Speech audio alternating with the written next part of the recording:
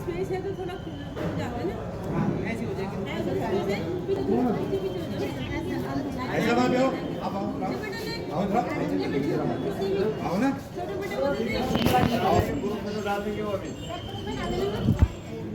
आओ ना।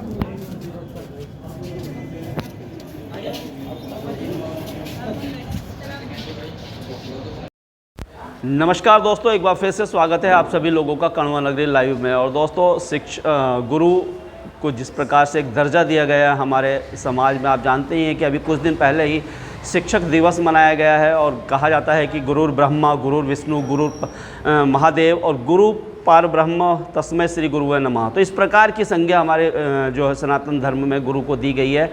और अगर शिक्षा की बात की जाए तो उत्तराखंड में शिक्षक किस प्रकार से काम करते हैं आप और हम सभी जानते हैं।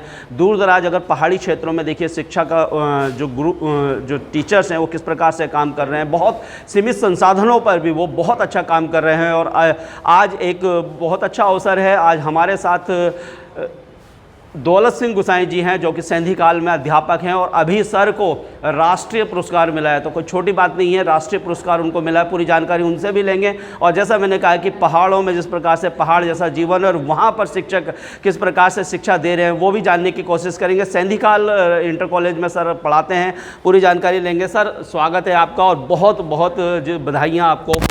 धन्यवाद सर, ये जो पूरा पुरस्कार है इसके बारे में थोड़ा हमारे दर्शकों को बताइए सर।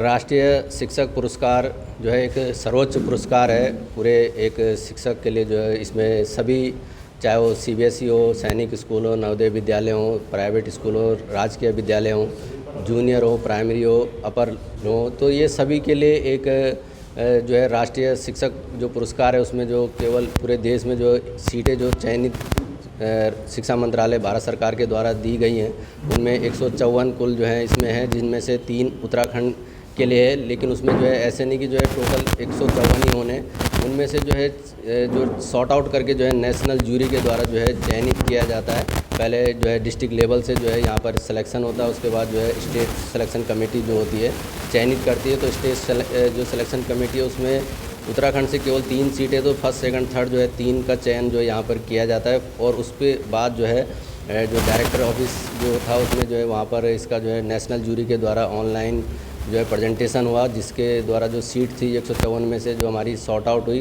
पूरे देश में 50 जो है चयनित किए गए पूरे शिक्षा मंत्रालय भारत सरकार के द्वारा, जिनमें से उत्तराखंड से एक सिलेक्ट हुआ यहाँ से, जिसका जो है प्रतिनिधित्व तो मैंने किया यहाँ से। तो मैं अपने उत्तराखंड शिक्षा विभाग का भी धन्यवाद देना चाहूँगा इस आपके इस चैनल के माध्यम से।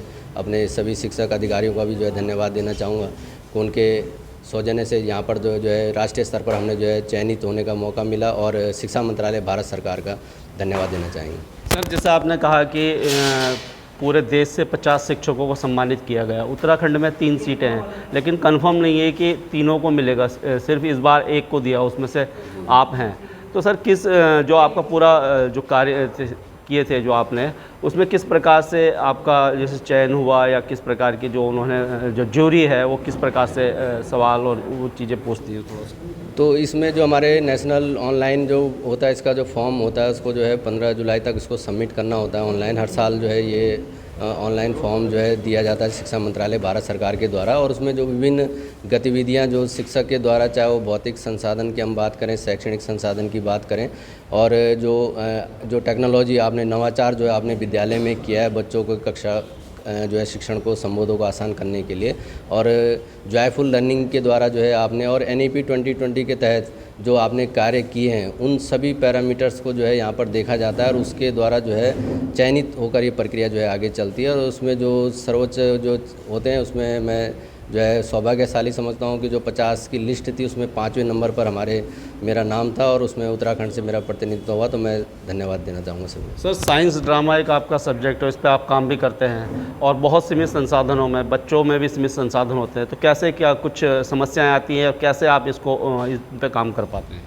समस्याएं तो बहुत सारी आती हैं, क्योंकि जो हैं हमारे राष्ट्रीय स्तर के जो प्रोग्राम है, क्योंकि साइंस से संबंधित बच्चों के लिए अब मैं अपने डायरेक्टर निदेशक सीमा जौनसारी मैम को भी धन्यवाद देना चाहूँगा। विभिन्न गतिविधियां जो है अब आयोजित हमारे विद्यालयों में भी आयोजित की जाती है, सरकारी विद्यालयों में भी, और पूरा प्रयास, पूरा जो है अवसर जो है प्राइवेट के साथ साथ अब जो है राजकीय छात्र छात्राओं को, जो हमारे राजकीय इंटर कॉलेज में पढ़ रहे हैं, विद्यालयों में पढ़ रहे हैं, उनको भी पूरा अवसर प्राप्त होता है हर गतिविधि में प्रतिभाग करने का। और बच्चों ने जो है अपनी प्रतिभा को दिखाया भी है, चाहे वो विज्ञान प्रदर्शनी हो, चाहे विज्ञान मेला हो, चाहे विज्ञान ड्रामा हो। अभी जो है साइंस सेमिनार यहाँ पर आयोजित हुआ था राज्य स्तर पर, जो राजकीय बालिका इंटर कॉलेज चमोली में, तो वहाँ पर भी हमारा बच्चा जो है राज्य डिस्ट्रिक्ट लेवल से जो है द्वितीय स्थान पर प्राप्त होकर वहाँ पर जो है प्रतिभाग किया था।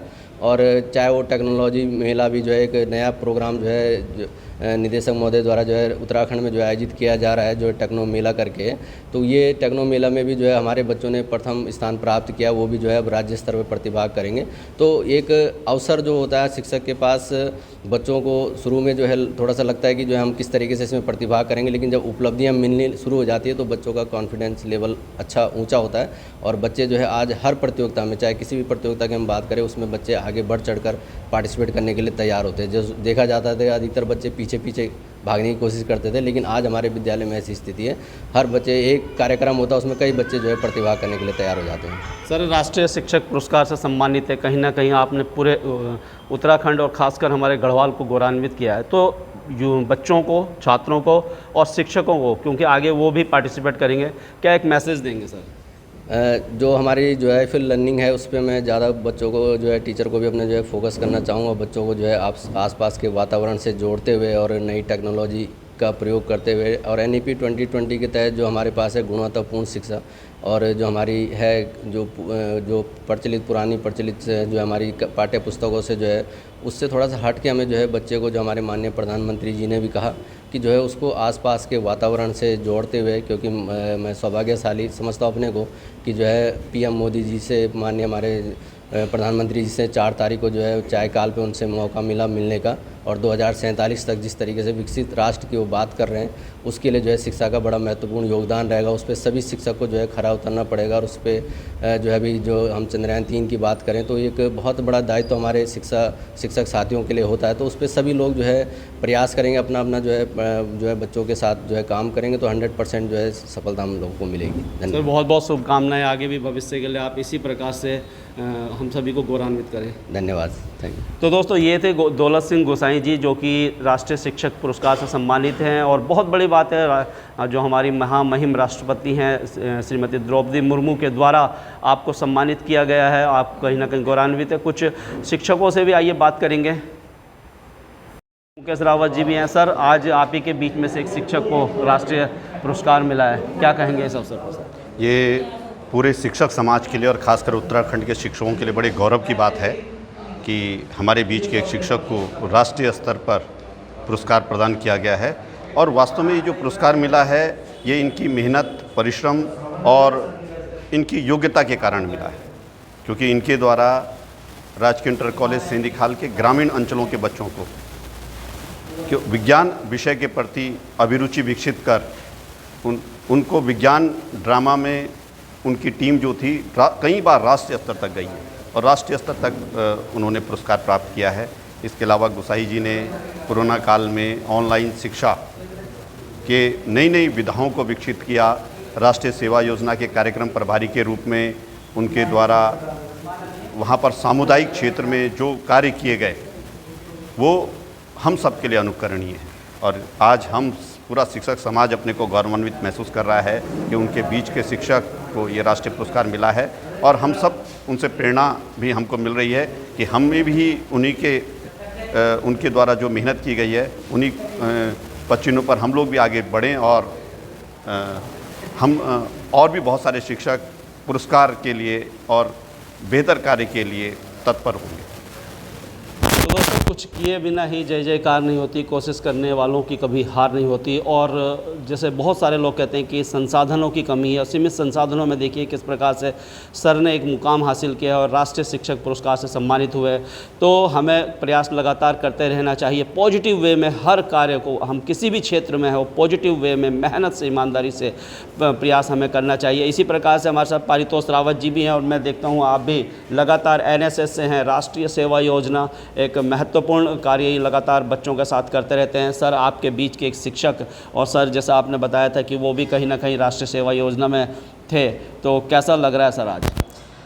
बहुत सुंदर सर, हमको अपने बीच का और एक विज्ञान के क्षेत्र में राजकीय शिक्षक का और उनके बच्चों का इस चरम तक पहुंचना हम सब के लिए, पूरे प्रदेश के लिए गौरव और हर्ष का विषय है और एक प्रेरणा स्रोत हैं गुसाई जी हमारे लिए कि बच्चों के बीच में कम संसाधनों का, आज हम देख रहे हैं हमारी गवर्नमेंट स्कूलों की स्थिति किस प्रकार से है।